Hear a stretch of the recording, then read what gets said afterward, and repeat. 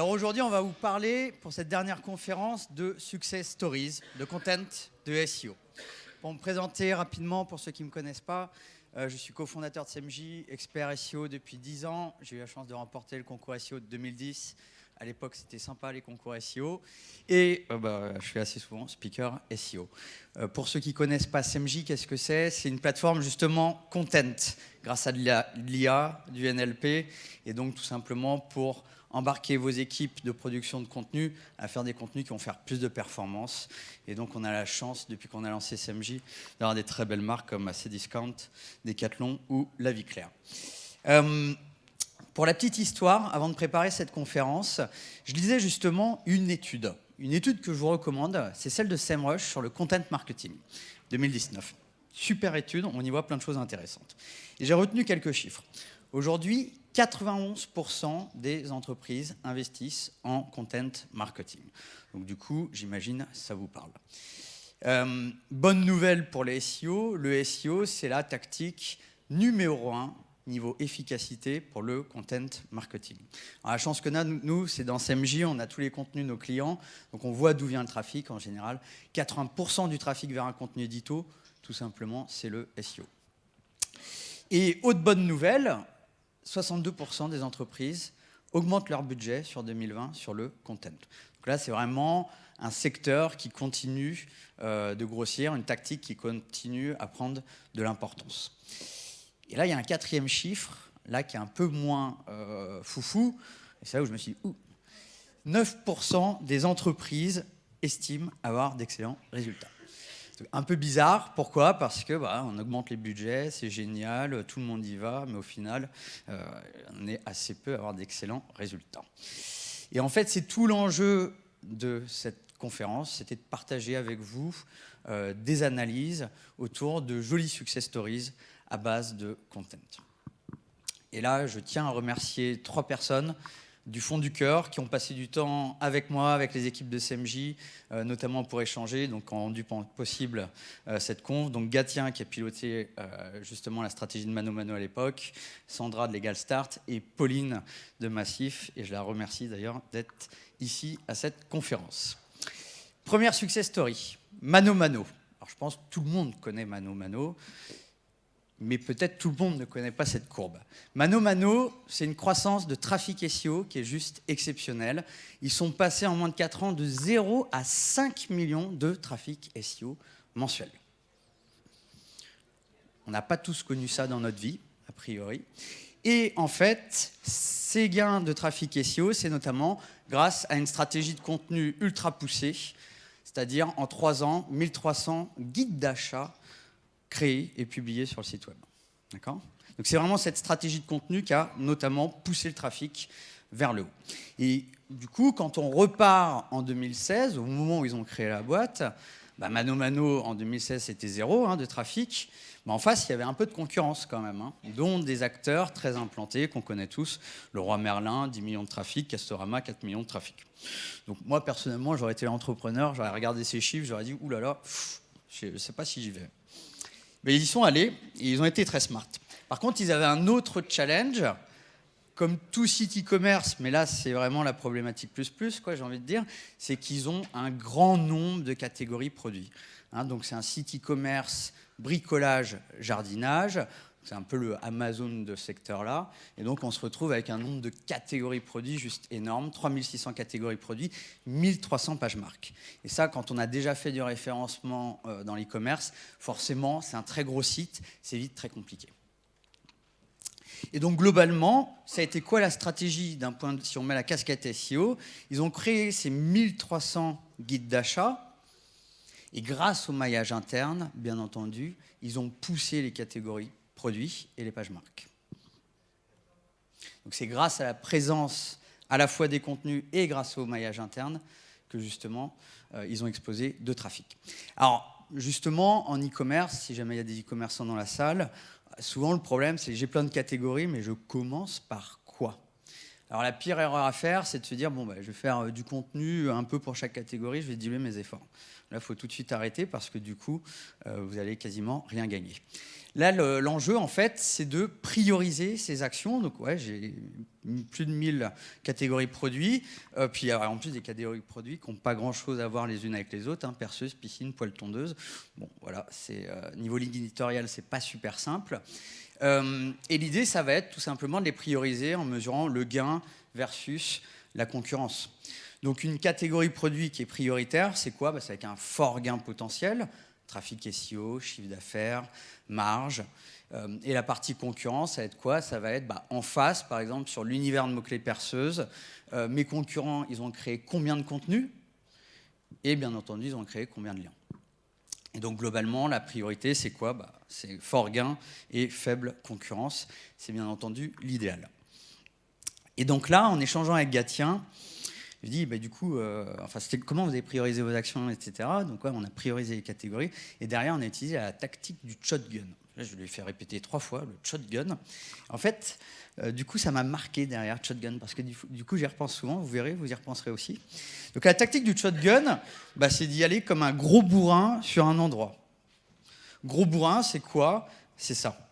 C'est-à-dire que ma catégorie perceuse en e-commerce, et si je la déploie, j'ai d'autres sous-catégories. Perceuse à colonne, perceuse visseuse, forêt. Et donc l'idée, ça va être de créer un cocon sémantique directement qui vont pousser directement à la fois la catégorie, les sous-catégories.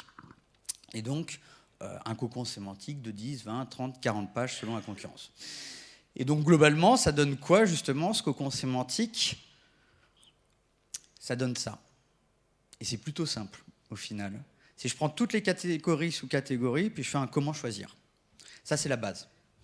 C'est vraiment la top prio. Je fais des comment choisir. Comment choisir la perceuse, comment choisir les forêts, etc., etc. Et après, de manière moins prioritaire, je peux faire comment percer un mur, comment percer du carrelage. Donc ça fait un effet de cocon sémantique, du coup, parce que vraiment, je vais faire 40 contenus directement autour de la même thématique. L'autre avantage, donc là on retire la casquette SEO, on met la casquette marketing, content marketing. Parcours utilisateur. Pourquoi ils ont priorisé des comment choisir? Parce que du coup, c'est un contenu qui est juste avant l'acte d'achat. Donc c'est un contenu, une fois qu'il va être visité et acquérir du trafic, c'est le contenu qui va tout simplement avoir les meilleurs taux de conversion. Donc avant d'aller partir sur de l'inspirationnel idée décoration maison, OK, pour les 1300 catégories e-commerce, c'est parti, on va plutôt prioriser du comment choisir. Ça, c'est plutôt smart. Et donc après, on pourra remonter vers l'inspirationnel. L'autre état d'esprit qui est derrière cette tactique, c'est on n'est pas sur du contenu SEO. C'est quoi le contenu SEO? Justement, Philippe en parlait un petit peu avant. Hein, c'est voilà, on va faire plein de contenus comme ça. C'est pour le robot, on s'en fout de l'audience. Non. Ça, c'est fini. Aujourd'hui, ce qui fonctionne, c'est du content marketing. Donc, c'est du contenu à valeur ajoutée pour votre audience. C'est aussi simple que ça. Et donc, l'idée qui est derrière, c'est de dire, nous, c'est simple, on est une marketplace, mano-mano. Donc, on va faire des contenus qui apportent la même valeur à notre audience qu'un conseiller dans un magasin Leroy Merlin. C'est ça l'idée qui est derrière. Très bon état d'esprit. Et donc, globalement, niveau orga, qu'est-ce qu'on a? D'un côté, des experts SEO. Donc, un expert SEO, bien entendu, il gère les 3 piliers du SEO. Et là, par exemple, il va peut-être passer au moins un tiers de son temps sur le content. Bien entendu, il faut s'armer d'outils, donc analyse sémantique, etc., analyse concurrentielle, suivi des perfs. Derrière, production de briefs SEO par les experts SEO. Donc un brief SEO, ça on va voir en détail, mais pour cadrer justement derrière les rédacteurs. Et les rédacteurs, c'est des experts de leur sujet. D'accord? Donc on a à la fois un expert qui sait rédiger un contenu avec son expertise autour d'un sujet et on va dire toutes les best practices SEO à travers le brief SEO. Donc ça, c'est un point qui est très très important. Si vous mettez juste l'expert, il ne va pas faire des contenus SEO. Si vous mettez que l'expert SEO, il ne va pas faire des contenus intéressants pour l'audience. Donc c'est important d'avoir les deux sujets. Et donc, qu'est-ce qu'on a dans un brief SEO? Juste pour vous donner la vision, je dirais, macro du sujet. Par rapport à un mot-clé, on va analyser la SERP, les mots-clés, Et donc, on va définir notamment la longueur du contenu. Donc, bonne pratique, on va regarder le top 3, on va faire mieux. On va regarder les thématiques à aborder. Donc, la thématique à aborder, ça a l'air simple comme ça, en fait, mais là, c'est de l'analyse de plusieurs milliers de mots-clés. C'est-à-dire, quels sont les grandes thématiques autour de ma thématique principale qui sont recherchées. J'ai intérêt à en parler dans mon contenu. J'ai bien entendu les questions du moteur de réponse. Et le maillage interne qui est vraiment extrêmement important. Je le rappelle, ces contenus ont 2 vocations. La première vocation, c'est notamment de pousser les catégories produits. La deuxième vocation, c'est aussi d'acquérir du trafic lui-même. Et donc globalement, si on zoome sur un de ces fameux 1300 guides d'achat, là j'ai comment choisir sa perceuse. Il est premier sur le mot-clé choisir perceuse, donc bravo. Il pousse la catégorie perceuse, la catégorie de produits perceuse, et donc la catégorie de produits perceuse, elle est première sur le mot-clé perceuse. Et donc là, on est sur un contenu, pour vous donner un peu quelques gros insights, on est sur un contenu profond, même très profond, c'est assez rare d'en voir un contenu aussi long. 5000 mots, ça traite 45 thématiques. Donc c'est vraiment un contenu poussé, qui répond à la thématique en profondeur. Et maillage interne poussé, puisque rien que sur ce contenu, on a 40 liens internes vers d'autres catégories produits ou d'autres guides. Maillage interne, très important. Si vous êtes en e-commerce, pensez à toujours dans vos contenus édito, dès lors que ça fait du sens, bien entendu, à mettre les produits. Dès lors que vous allez mettre les produits dans votre contenu édito, ça va forcément plus convertir. Et donc, si on compare d'un côté le roi Merlin, qui est le leader de l'époque d'un point de vue SEO, 1100 contenus dans la partie magazine, 15% de ces contenus captent du trafic. Alors que de l'autre côté, Mano, avec leurs 1300 contenus guide d'achat, 80% de ces contenus génèrent du trafic SEO. Et donc ça, c'est grâce à cette approche SEO et à l'approche brief SEO. Donc un gros bravo à Mano pour franchement cette très belle performance. Là, on va passer à une autre success story. C'est une success story très intéressante parce qu'en plus, c'est du B2B. C'est une start-up, c'est Legal Start. Donc Legal Start, c'est simple. C'est un peu comme Mano, entre guillemets. Ils n'existaient pas en 2016, ils n'existaient quasiment pas en 2017. Puis là, ils sont montés à 450 000 de trafic SEO mensuel grâce à la création de 1500 contenus. D'accord ? Étalés sur 3 ans. Donc très belle croissance. Et ils viennent récemment, ils ont levé 20 millions. Legal Start, pas simple. Parce qu'en fait, c'est un produit innovant. C'est un produit innovant pour les futurs entrepreneurs ou les entrepreneurs. C'est pour leur faciliter toutes les tâches administratives. Par exemple, ça va automatiser la création des statuts pour une entreprise. Donc, un entrepreneur, il y a un peu autre chose à faire que de faire de l'administratif. Donc, en général, c'est plutôt bien. Mais il faut faire connaître ce genre de produit. Ce n'est pas forcément simple, surtout quand on est une start-up. Au challenge, ils ont un univers sémantique ultra large. Ne serait-ce que sur tous les statuts d'entreprise, tout ce qui est RH, etc. Voilà, on est vraiment sur un univers sémantique où on peut vite se perdre, où on peut vite diluer les efforts.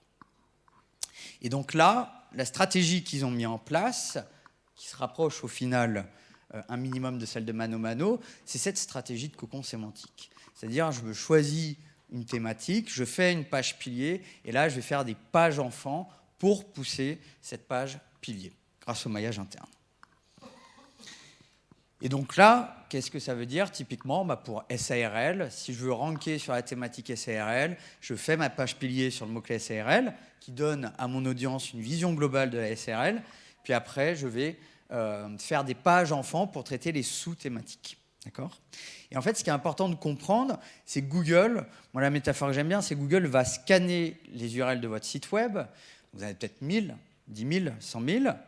Puis il va se poser la question de, OK, sur votre site web, niveau contenu, c'est quoi les gros chapitres, en fait, les grandes thématiques que vous abordez ?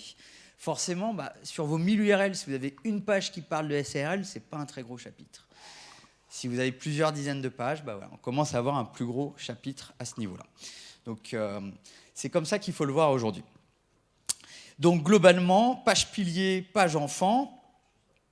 Et donc, qu'est-ce que ça donne ? Ça donne ça dans le menu. Alors, ce n'est pas un cocon sémantique qui est caché dans les abysses, iceberg, etc. hein. Là, c'est un cocon sémantique de type content marketing. Il est là pour l'audience. Il est là pour accompagner mon prospect et mon client à chaque étape du sujet sur la SARL. D'accord ? Je suis présent à chaque étape du parcours client avec mes contenus. Donc là, on peut voir qu'il y a plus de 20 contenus sur le sujet. Et donc, globalement, quand on regarde les stats, justement, de cette partie-là, on peut voir tout en haut la page pilier, qui fait le plus de trafic organique mensuel. Puis, on peut voir toutes les autres pages enfants qui font également du trafic. Donc là, quand vous faites des cocons sémantiques, pensez à regarder les performances de l'ensemble des pages. Un bon cocon sémantique, celui qui va le mieux fonctionner, c'est celui où toutes les pages font du trafic. Donc ça demande d'optimiser chaque page, bien entendu. Et là, demain, on retirerait les pages enfants. Donc je déchire des pages du livre. Je peux vous assurer que la page SARL tout en haut, elle va perdre au moins la moitié du trafic. Et donc si on zoome au niveau du contenu, on est sur des contenus de haut niveau. De haut niveau pour l'audience, c'est du bon content marketing, c'est aussi du bon SEO. Donc c'est des contenus rédigés par des experts métiers. Là, c'est le premier point pour la qualité, ça aide. Ils sont signés, donc ça c'est plutôt EAT friendly. Il y a des sommaires, niveau UX c'est intéressant, ça déploie les site links également dans la SERP. On peut voir que niveau thématique, c'est quand même un contenu bien profond. Il y a du maillage interne, ça se voit directement. On a certains paragraphes qui sont en format question-réponse, donc ça aide à la fois pour le lecteur, mais aussi pour être dans le moteur de réponse. Idem, tableau et liste pour le moteur de réponse, et puis c'est plus de lisibilité pour le lecteur, et puis des mises à jour régulières. Donc là, voici quelques best practices, on va dire, pour faire des bons contenus. Parce que la méthode est clé, en fait. Si demain, vous faites 100 contenus et que vous faites comme Leroy Merlin à faire 15% des contenus qui font du trafic, niveau ROI, c'est moyen. Et donc là, niveau gain, là, niveau résultat, on peut voir que justement, sur le mot-clé SARL, ils sont 3e.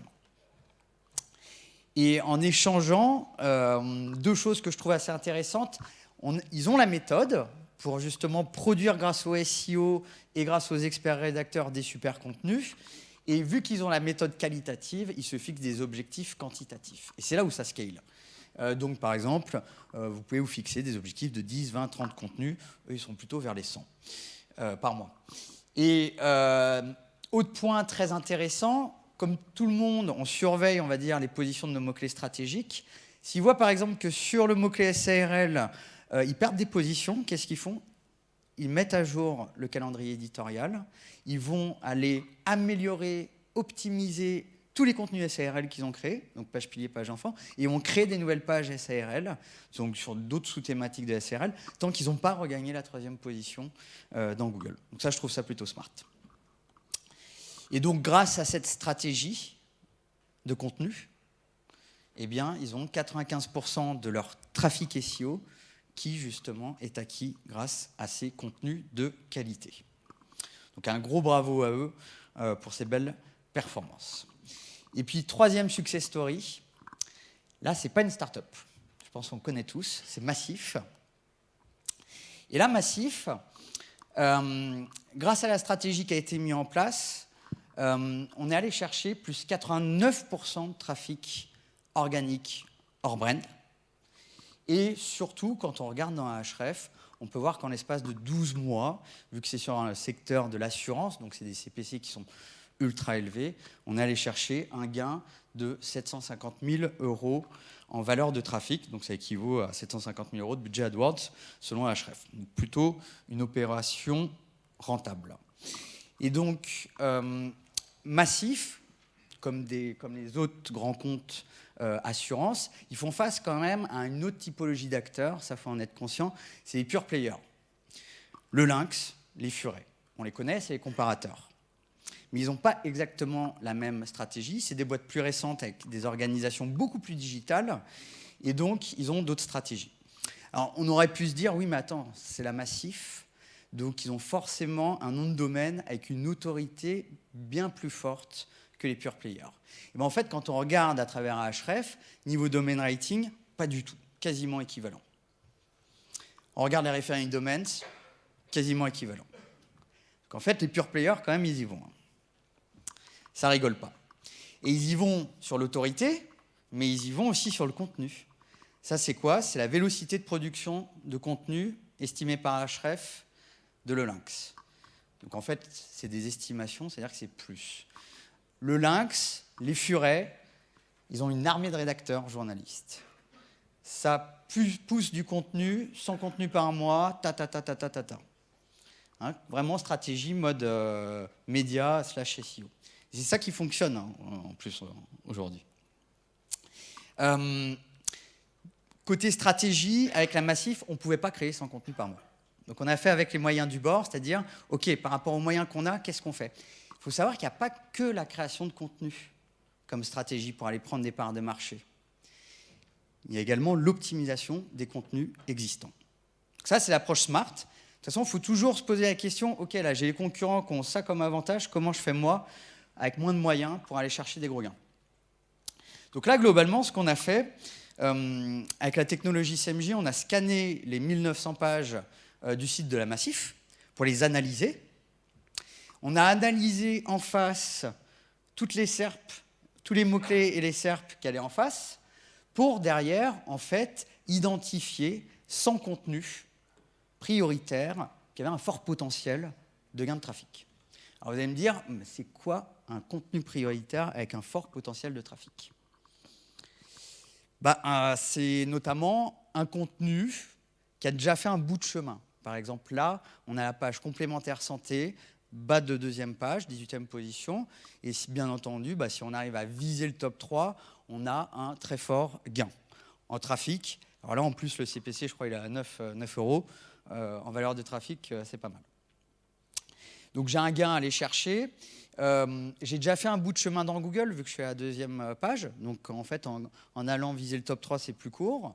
Et derrière, bien entendu, j'ai un contenu qui est moins optimisé que les autres. D'accord? Donc ça, c'est le content score défini automatiquement par SEMJ. Qu'est-ce que ça veut dire? Ça veut dire que, en fait, si j'ai un contenu qui est déjà suroptimisé, je ne peux pas l'optimiser plus, donc je ne peux pas aller chercher de gains. Par contre, si mes concurrents ont un contenu plus optimisé que moi, en optimisant mon contenu, c'est mathématique, je vais aller chercher des gains. Donc c'est ça l'idée. Et donc globalement, le content score, comment ça se forme? Là, je parlais des briefs SEO, par exemple, côté mano-mano.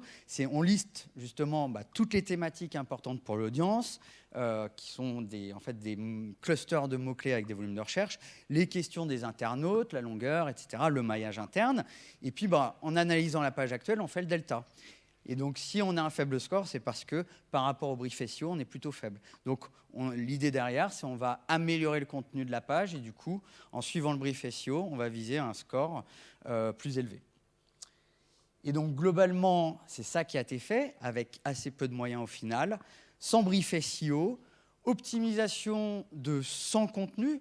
Donc, 100 contenus, quand on compare au Lynx et au Furet qui font ne serait-ce que 100 contenus par mois, forcément, c'est plutôt une opération, je dirais, chirurgicale, mais c'est aller justement chercher ces gains de 89% de trafic SEO hors brand. Et donc, globalement, pour vous montrer quelques exemples de ce que ça peut donner, là, on était sur le mot-clé assurance scooter, bas de première page Google, on allait dans le top 3. Devis, assurance, habitation. Un mot-clé concurrentiel, extrêmement concurrentiel. Bas de première page Google, top 3. Deuxième position, je crois même. Et celui-là, j'en suis très fier. Je suis très fier du travail qui a été fait là-dessus. Complémentaire santé, c'est un des mots-clés les plus concurrentiels. On était en bas de deuxième page Google. On est arrivé deuxième position. Donc bravo à la Massif pour avoir mis en place cette stratégie digitale. Donc, en conclusion, qu'est-ce qu'on peut retenir? Moi, personnellement, ça fait 10 ans que je suis dans le SEO. Et d'ailleurs, je viens plutôt de l'univers du netlinking à la base. Et je trouve qu'en fait, sur ces dernières années, et je le vois surtout dans les événements, il y a 5-10 ans, dans les conférences, on ne vous parlait pas de contenu. Pourquoi? Parce que les robots, Google, le SEO, on n'avait pas besoin de contenu. On avait besoin de liens, c'était ça vraiment le levier principal. Et en fait, sur ces dernières années, le content, c'est devenu vraiment un levier qui a pris une importance extrêmement importante. On le voit ne serait-ce que dans le track des conférences d'aujourd'hui. Et donc, il faut en faire une force, en fait. Ceux qui vont perdre, c'est ceux qui ne prennent pas le tournant. C'est toujours pareil en SEO. Donc aujourd'hui, le content, c'est l'arme absolue pour aller chercher de la croissance. Par contre, il faut faire les choses bien. Et là, il y a 3 points clés, à mon sens, pour faire les choses bien. Le premier point, c'est qu'on a une chance en tant que SEO, c'est qu'on a accès à une data de dingue. C'est-à-dire demain, on vous donne n'importe quelle thématique, vous savez quantifier grâce aux mots-clés, au volume de recherche, l'audience, leurs besoins. Donc vous allez connaître votre audience et vous allez savoir faire du coup des contenus qui répondent à leurs besoins. Ça, ce n'est pas tous les métiers qui peuvent faire ça. L'autre point qui va être important, c'est si vous investissez en production de contenu, faites piloter la stratégie de contenu avec du SEO. C'est clé. Sinon, vous allez avoir des mauvais résultats. Et l'autre point qui est très important, c'est quand vous allez faire un contenu, l'état d'esprit à avoir, c'est toujours faire mieux que les concurrents. Donc globalement, si vous visez un mot-clé, vous regardez le top 3 et vous dites « Ok, mon contenu il est bien meilleur que le top 3 ». Et c'est comme ça que vous allez avoir des très gros gains.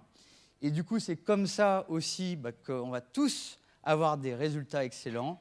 Et du coup, par rapport à ce 9% qui me choquait, eh bien, tous ensemble, on pourra gonfler le chiffre. Voilà. J'espère que vous avez appris plein de belles choses. Merci à tous.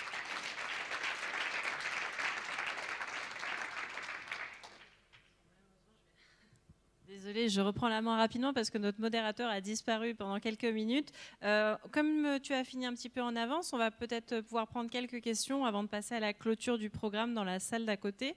Donc, est-ce qu'il y a des questions dans la salle ? Bonjour. Merci beaucoup pour le passage de ces différentes success stories. Moi, je voulais savoir, donc, par rapport à l'ensemble de ces stratégies que vous avez mis en place avec ces cas, à aucun moment vous avez fait du netlinking.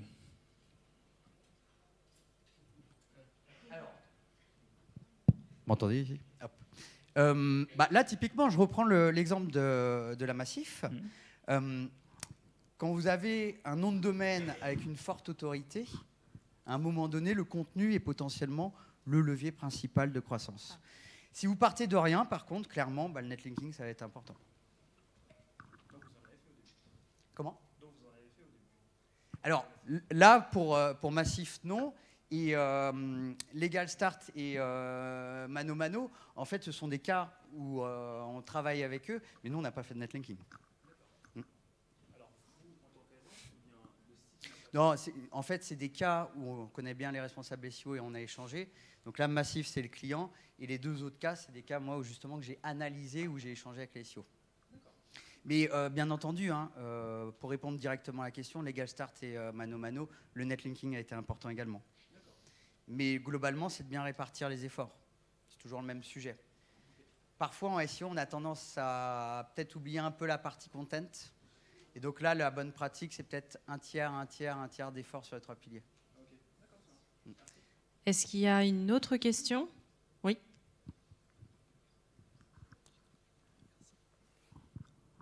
Bonjour Nicolas, merci pour la présentation. J'avais une question alors plutôt technique.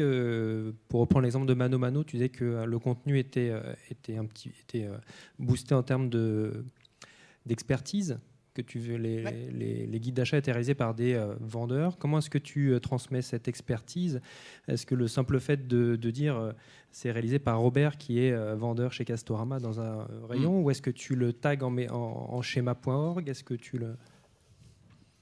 C'est peut-être les recettes secrètes. Moi, je pense qu'il y a une énorme tendance qui est en train de se passer depuis 2018, depuis le sujet EAT, Voyez-Moyel. C'est que le but de Google, quand même, faut juste qu'on le garde tous en tête, c'est de montrer des résultats les plus pertinents possibles par rapport à une demande.